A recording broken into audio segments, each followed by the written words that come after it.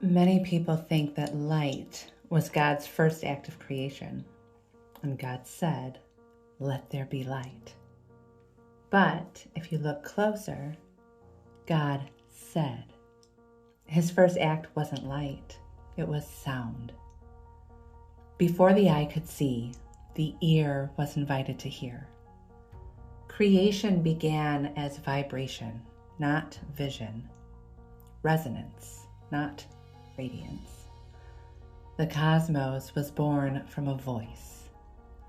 Genesis 1:2-3 says, "The Spirit of God hovered over the waters, and God said, 'Let there be light.'" That word "said" in Hebrew, amar, means to utter, to arrange, to order. So God's sound brought order to the void. His voice shaped substance. Tone became time. Word became world. John 1:1 echoes it. In the beginning was the Word, and the Word was with God, and the Word was God. Before matter had meaning, the Logos, the divine vibration, was already moving. Hebrews 11:3 adds, "By faith we understand that the worlds were framed by the word of God, so that what is seen was made from what is unseen." Sound before sight. Voice before visibility. Psalm 33:6 declares, "By the word of the Lord the heavens were made, and by the breath of his mouth all their host."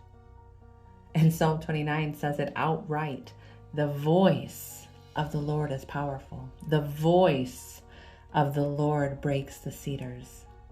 The voice of the Lord shakes the wilderness." Creation trembles at tone. In physics, sound is vibration through a medium.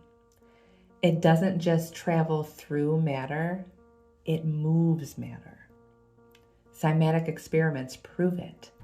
Play a frequency through sand or water, and patterns appear. Geometry is born from tone. Genesis says the Spirit hovered over the waters. Divine vibration waiting for articulation. When the voice spoke, sound met water and form emerged. That's not metaphor, that's mechanics. Even at the quantum level, particles respond to frequency. String theory suggests all matter vibrates.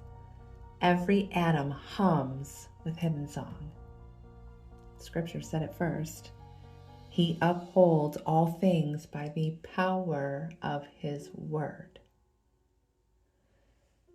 Before a child can see a face, they recognize a voice. Sound forms safety before sight forms memory.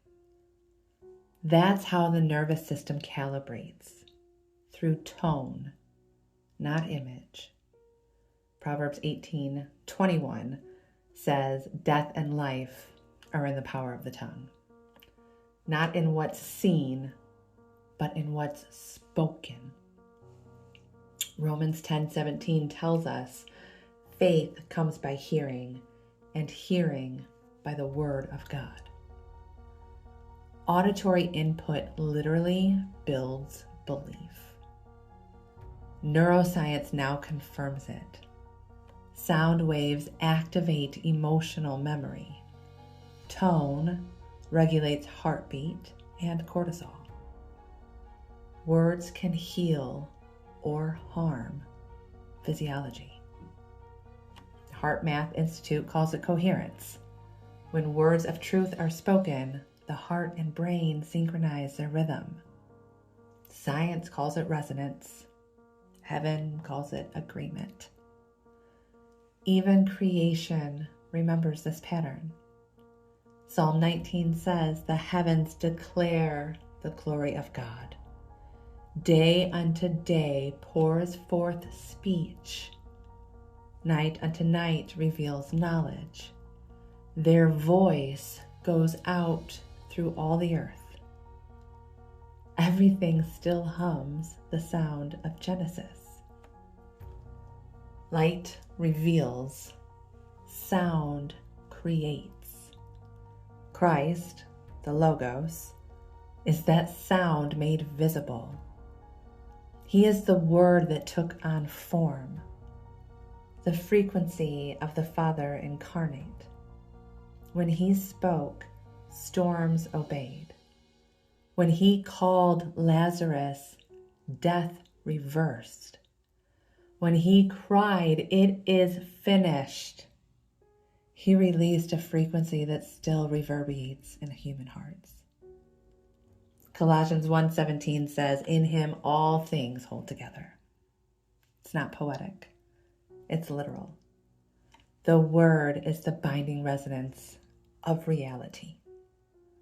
So when you pray, sing, or speak truth, you're not just making noise. You're aligning with the architecture of creation. Your sound carries seed. Your tone carries power. Your voice is a tuning fork of heaven on earth. So next time you whisper a prayer, sing a song, or speak life, remember this: you're not just using your voice. You are joining his. Because before there was light, there was sound. Be love and be loved, beloved.